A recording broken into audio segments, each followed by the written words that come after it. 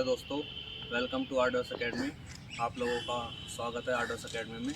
हम जो अपनी इंटरव्यू की सीरीज़ हमने जारी रखने के लिए बोला था, उस सीरीज़ में हम अपने बीच लाए हैं मिस्टर पारुल कुमार को, जो बहुत ही होनहार और टैलेंटेड हैं और दिल्ली पुलिस में कांस्टेबल पद पर कार्यरत हैं। इन्होंने पहले से भी बहुत सारे एग्ज़ाम्स क्लियर किए हुए हैं। यूपीएसआई इन्होंने बिल्कुल क्लियर किया हुआ है फाइनल टेस्ट तक, जिसकी इन्होंने ज्वाइनिंग नहीं की दिल्ली पुलिस में रहने के लिए कि अच्छा टाइम मिलेगा पढ़ाई के लिए, और ये आगे बढ़ना चाहते हैं और अपनी फर्दर स्टडी भी कर रहे हैं दिल्ली पुलिस में कार्य करते हुए। तो इन्होंने यूपी पुलिस सब इंस्पेक्टर को स्किप कर दिया था और इनका उसमें एएलपी में असिस्टेंट लोको पायलट में भी सिलेक्टेड है और अदर एग्ज़ाम्स भी हैं जो ये अपने आप बताएंगे जब अपना इंट्रोडक्शन देंगे।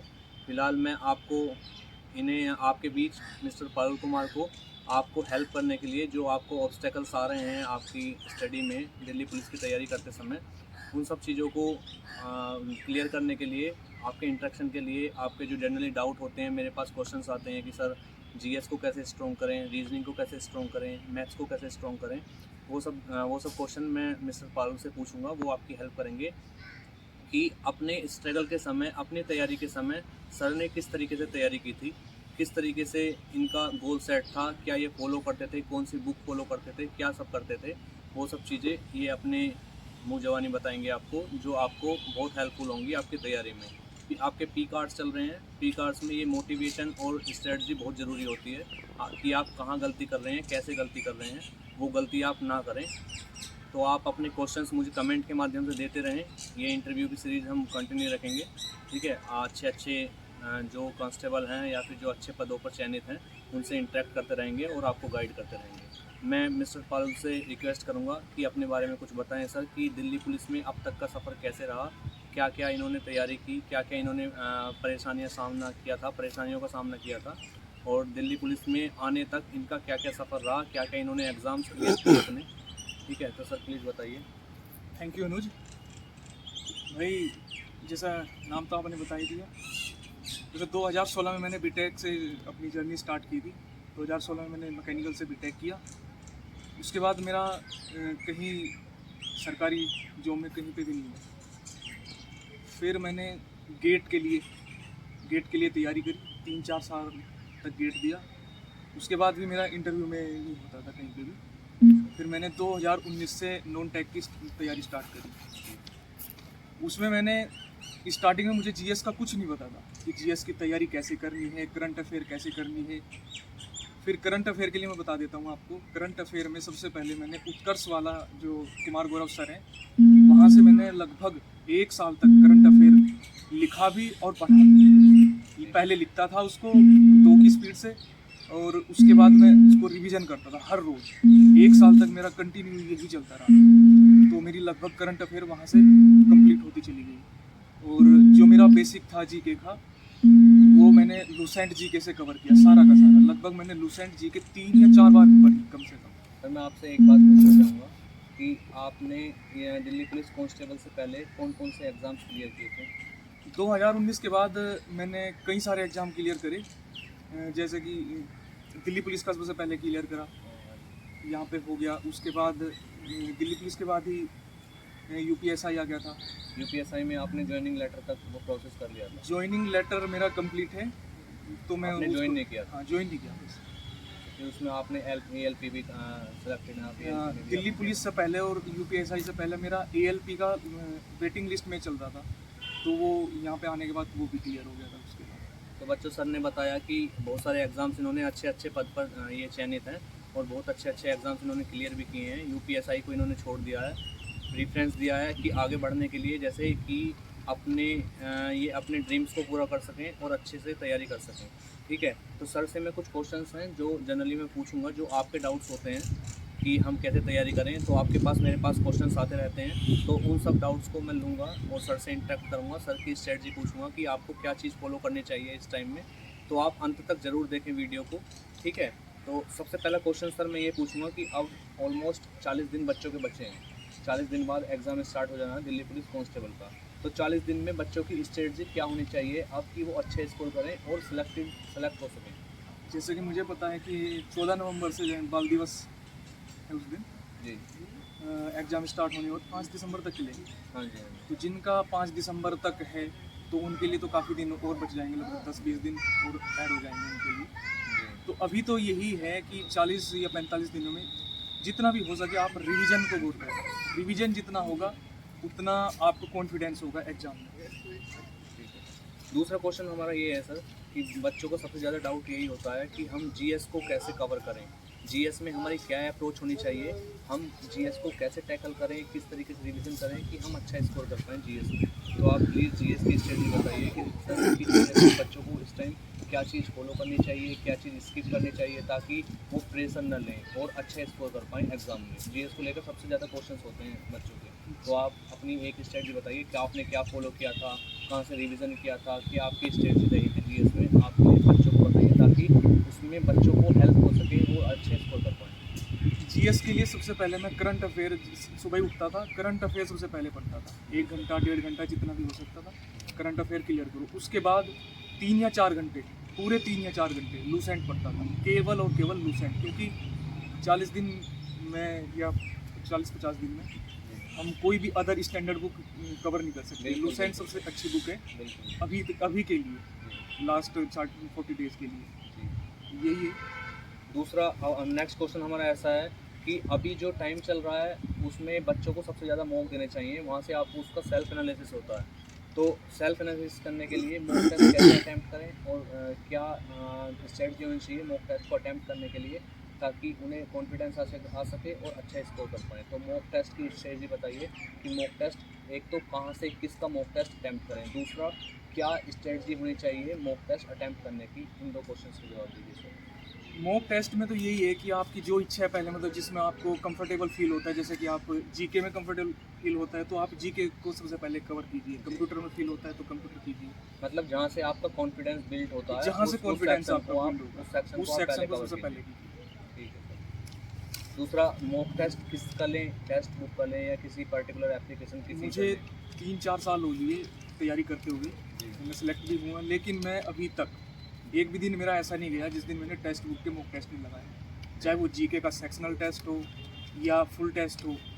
हर रोज़ मैं जीके का टेस्ट लगाता हूँ, ये चाहे 10 क्वेश्चन का टेस्ट हो। तो मैं तो सबको यही सजेस्ट करूँगा कि टेक्स्ट बुक ऐप को डाउनलोड करिए और उससे जितने भी हो सके आप, मतलब जितनी भी स्ट्रेंथ है आपकी उतने मॉक टेस्ट लगाइए उससे। ये बीच में थोड़ा सा मैं इंटरप्ट करूँगा कि मैं भी यही बोलता हूँ अपनी हर वीडियो में आपको कि मॉक टेस्ट है कि प्रैक्टिस मेक्स मैन परफेक्ट। वही आपकी प्रैक्टिस है, वही आपका सब कुछ है। आप जितना मॉक टेस्ट लगाएंगे उतना ही ज़्यादा अपने में इम्प्रूव करेंगे। सर ने बताया कि जब से मैं तैयारी करने लगा हूँ तब से मैंने एक सिंगल डे स्किप नहीं किया जिस दिन मैंने आइदर सेक्शनल टेस्ट या फिर फुल मॉक टेस्ट नहीं लगाया वो टेक्स्ट बुक का। तो मैं आपको यही रिकमेंड करूँगा, इट डज़न्ट मैटर कि आपका स्कोर कितना हो रहा है मॉक में, आपको सबसे पहले प्रायोरिटी देनी चाहिए कि आपको डेली एक टेस्ट लगाना है। आइदर वो सेक्शनल टेस्ट हो सकता है या फिर फुल मॉक टेस्ट हो सकता है और उसका एनालिसिस करना है। मॉक टेस्ट बहुत क्रूशियल रोल प्ले करता है आपके सिलेक्शन में। नेक्स्ट क्वेश्चन सर से ये है कि पढ़ाई करते टाइम सर बच्चों के कितने सोर्स होने चाहिए, मतलब किस किस सोर्स से वो तैयारी करे बच्चा। मतलब बहुत सारे डाइवर्ट करने वाले सोर्स भी हो जाते हैं यूट्यूब वगैरह पर या कहीं पर भी, कि आप मुझे ये बताइए कि बच्चों को कितने सोर्स रखने चाहिए पढ़ाई के लिए। जैसे कि सभी को पता है कि सोर्स तो जितने कम से कम होंगे उतना बेटर है पढ़ाई के जी लिए, सर। क्योंकि यूट्यूब पे बहुत ज़्यादा डिस्ट्रैक्शन है, कभी कोई सी वीडियो आ गई, कभी ये देख लो, कभी वो देख लो। तो जितने कम से कम सोर्स होंगे उतना बेटर रहेगा पढ़ाई के लिए, और अभी के फिलहाल के लिए तो यही बेटर है कि कम से कम सोर्स हो। नेक्स्ट क्वेश्चन सर से ये है हमारा कि बच्चों का ये भी क्वेश्चन होते हैं जनरली कि सर करंट अफेयर कहाँ से हम पढ़ें और कितने मंथ्स का या कितना करंट अफेयर कवर करें ताकि हम अपने एग्ज़ाम में अच्छे क्वेश्चन अटैम्प्ट कर पाएँ। करंट अफेयर और स्टैटिक जीके से सबसे ज़्यादा बच्चे डरते हैं। बताइए सर कि करंट अफेयर और स्टैटिक जीके की क्या स्ट्रेटजी होनी चाहिए। सबसे पहले करंट अफेयर के लिए मैंने जो किया था, मैं रोज़, पहले बता चुका हूँ, रोज़ कुमार गौरव सर की क्लास देखता था, वीडियो क्लास, उसको लिखता था और उसको फिर रिवीजन करता था। लेकिन अभी जो फिलहाल है 2023 के लिए वो 6 महीने का एक पैक दिया है उन्होंने, एक 6 महीने की बुक है करंट अफेयर की। सबसे पहले आप वो क्लियर कीजिए और उसके बाद आपकी जुलाई, अगस्त, सितंबर, ये 3 महीने बचे हैं, इनको बिल्कुल पढ़ लीजिए बढ़िया तरीके से। 9 महीने का करंट अफेयर आपको करंट अफेयर का डर खत्म कर देगा। बहुत बढ़िया sir, thank you so much.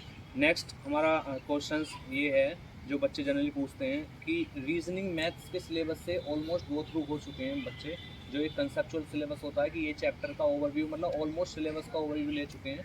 अब वो बोल रहे हैं कि मैथ्स और रीजनिंग के लिए अब हम लास्ट 40 डेज़ में क्या स्ट्रेटजी फॉलो करें कि और अच्छे से शार्प कर सकें अपने अभी देखो, रीजनिंग और मैथ्स के लिए नया कुछ सीखने की कोई ज़रूरत नहीं है। आपने जो मॉक टेस्ट लगाए हैं या दिल्ली पुलिस की प्रीवियस ईयर क्वेश्चन जो भी लगाए हैं, उनको दोबारा से फिर रिवीजन करो उनका, दोबारा से लगाओ उनको, और 2 या 3 बार कम से कम ये होना चाहिए आपको। मतलब जो आपने पिछला पढ़ चुका है ना, उसका एक तो आपको उसका रिवीजन हो जाएगा और आपको कॉन्फिडेंस आएगा कि अगर ये क्वेश्चन आ गया तो ये मेरे से छूटेगा नहीं। जी सर। अभी नेक्स्ट क्वेश्चन हमारा ये होगा कि दिल्ली पुलिस के एग्ज़ाम में, दिल्ली पुलिस कांस्टेबल के एग्ज़ाम में 10 नंबर का वेटेज कंप्यूटर रखता है, तो कंप्यूटर को कहाँ से तैयार करें ताकि कंप्यूटर में अच्छा स्कोर कर पाएँ, क्योंकि बराबर वेटेज रखता है तो उसे भी कंसिडर करना होगा।